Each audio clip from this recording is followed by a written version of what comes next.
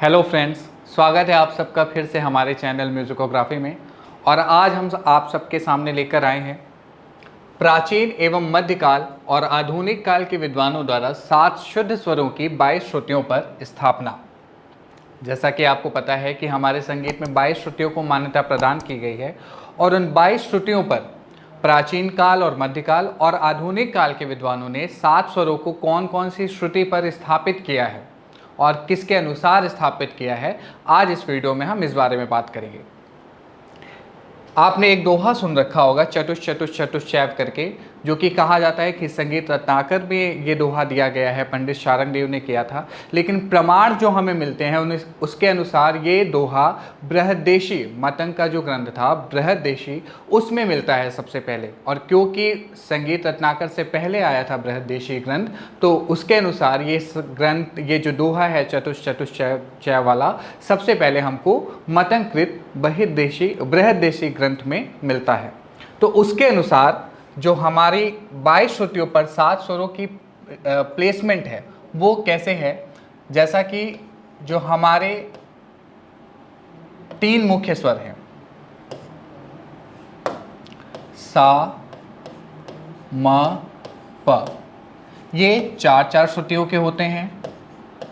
रे और ध 3-3 श्रुतियों का होता है, और जबकि ग और नी 2-2 श्रुतियों के होते हैं। यानी जो हमारे सा मा पा स्वर हैं ये 4 श्रुतियों के, रे ध 3 श्रुतियों के, और ग नी को 2-2 श्रुतियाँ प्राप्त हुई हैं। ये आप कैसे याद रख सकते हैं, इसके लिए एक फॉर्मूला है 4-3-2 4-4-3-2।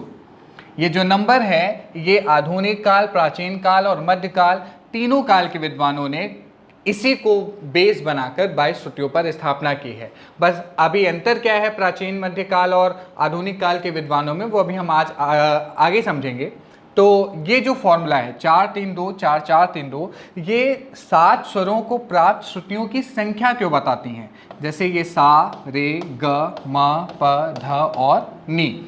तो सा, म और प, ये 3 स्वर जो है ये 4-4 श्रुतियों के होंगे। यानी सा मा पा को 4-4 श्रुतियां दी गई हैं। रे और ध ये 3-3 श्रुतियों के हैं, और ग, नी ये 2-2 श्रुतियों के स्वर हैं। यानी सा मा पा चतुश्रुतिक होता है, रे ध त्रिश्रुतिक होता है, और ग नी द्विश्रुतिक स्वर होते हैं। आइए अब 22 श्रुतियों पर हम इन 7 स्वरों को प्लेस करते हैं।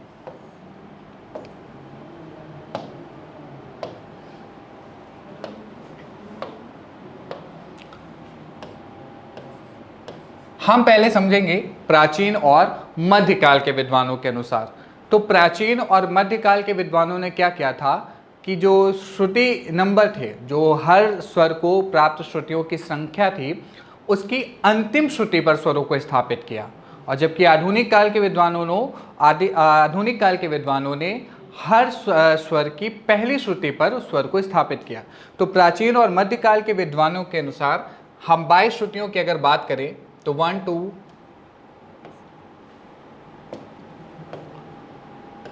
3 4 5 6 7 8 9 10 11 12 13 14 15 16 17 18 19 20 21 एंड 22। सबसे पहले हम सा को स्थापित करेंगे। ये हम बात करें एंशियंट और मेडिवियल पीरियड के टाइम के जो विद्वान हुए थे उनकी। तो 1 2 3 4, ये 4 श्रुतियां उन्होंने 1 से 4 तक की दे दी षडज को। और इस 4 श्रुतियों का अंतिम श्रुति कौन सी है, सा, चौथी श्रुति। यानी चौथी श्रुति पर उन्होंने रखा सा को। फिर इसके बाद आगे की 3 श्रुतियां 1 2 3 5 6 7, ये 3 श्रुतियां रे की थी, और 7वें पर उन्होंने, इन 3 श्रुतियों की अंतिम श्रुति है 7, 7वें पर उन्होंने रखा रे। इसी तरह से 4 श्रुतियां 4 3 2, फिर 4 1 2 3 4, फिर 1 2 3 4 1 2 3 1 2। देखिए 4 3 2 4 4 3 2, जो फॉर्मूला हमने यहाँ पे लिखा था 4 3 2 4 4 3 2, उसी के अनुसार हमें इन श्रुतियों को बांटना है। 4 3 2, 4 4 3 2। और हर ग्रुप के आखिरी श्रुति को, अंतिम श्रुति को स्वर का स्थान दे देना है। चौथे पर सा, सातवें पर रे, नौवें पर ग, 13वें पर मध्यम, 17वें पर पंचम, 20वें पर धैवत और 22वें पर निषाद। ये हमारा प्राचीन और आधुनिक काल के प्राचीन और मध्यकाल के विद्वानों का श्रुति स्वर विभाजन था। उन्होंने 22 श्रुतियों पर 7 शुद्ध स्वरों को इस तरीके से बांटा। अब देखिए यहाँ पे आपको दिख रहा होगा कि ये जो प्लेसमेंट दिख रहा है, धैवत और निषाद के बीच में एक श्रुति बच रही है। तो एक श्रुति शुद्ध से एक श्रुति जो नीचा स्वर होता है वो कहलाता है कोमल निषाद, यानी हम 21वीं श्रुति पर कोमल निषाद रख सकते हैं। और ये जो 8वीं श्रुति आ रही है इस पर हम कोमल गंधार रख सकते हैं। बाकी कोई भी स्वर हमको ऐसे नहीं दिख रहे हैं जिस पे कोई कोमल अवस्था यानी किसी भी स्वर की विकृत अवस्था पाई जाती हो, क्योंकि एक श्रुति नीचे ही हमको 2 ही स्वर मिल पा रहे हैं ऐसे, 8वें पर कोमल गा और 21वें पर कोमल निषाद। तो इस अनुसार 7 शुद्ध स्वरों में अगर 2 स्वर हमारे कोमल हो रहे हैं ग और नी, तो ये कौन सा ठाट प्रदर्शित करता है? ये होता है काफी ठाट, क्योंकि काफी ठाट की पहचान होती है गंधार और निषाद कोमल। यानी प्राचीन और मध्यकाल के जो विद्वान थे उनके श्रुति स्वर विभाजन से उनका जो शुद्ध सप्तक हमको प्राप्त हो रहा था वो काफी ठाट था। तो ऐसे क्वेश्चंस बहुत आते हैं कि प्राचीन काल के विद्वानों ने शुद्ध सप्तक कौन सा माना था, तो उनके श्रुति स्वर विभाजन के अनुसार शुद्ध सप्तक था काफी, क्योंकि हमको मिल रहे थे ग और नी कोमल।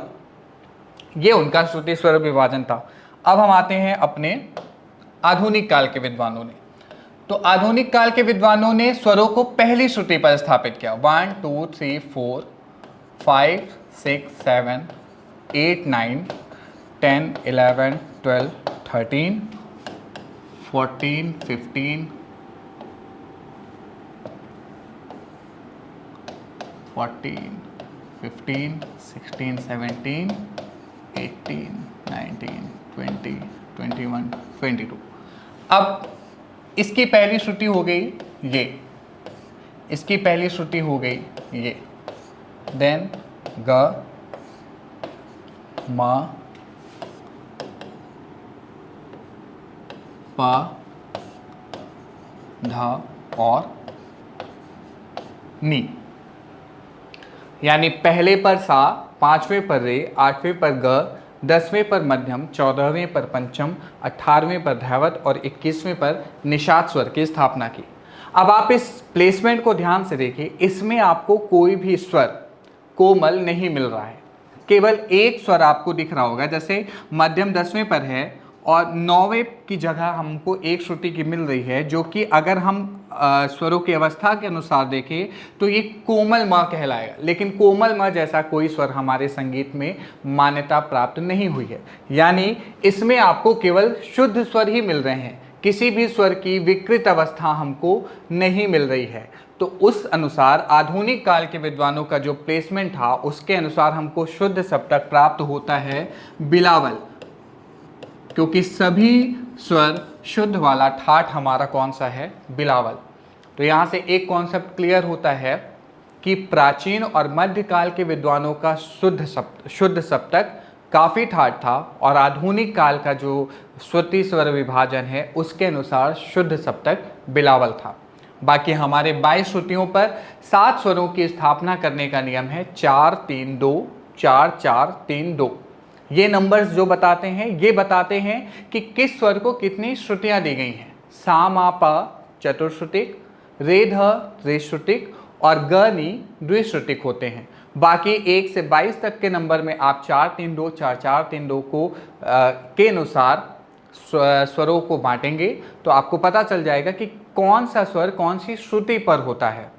तो प्राचीन काल के विद्वान या मध्यकाल के विद्वानों का श्रुति नंबर, स्वरों की श्रुति संख्या बताने के लिए आप स्वरों को उसकी अंतिम श्रुति पर रखेंगे और आधुनिक काल के विद्वानों के लिए स्वरों को पहली श्रुति पर रखेंगे। जैसे मान लीजिए क्वेश्चन आ गया कि आधुनिक काल के विद्वानों के अनुसार धैवत कौन सी श्रुति पर है, तो धैवत कौन सी श्रुति पर है आधुनिक काल के विद्वानों के अनुसार? 18वें पर।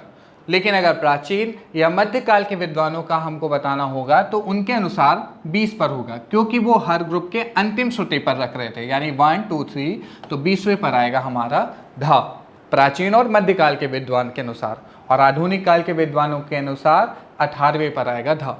लेकिन अगर ये पूछा जाएगा कि प्राचीन काल या मध्यकाल के विद्वानों के अनुसार धैवत कितनी श्रुति का होता था, या फिर आधुनिक काल के विद्वानों के अनुसार धैवत कितनी श्रुति का है, तो वो हमारा 3 ही रहेगा, त्रिश्रुति ही होता है, क्योंकि सभी ने सर्वमत होकर शा को 4 श्रुति का, रे को 3, ग को 2, मध्यम और पंचम को 4 श्रुति, धैवत को 3 और नी को 2 श्रुतियों का स्वर माना है।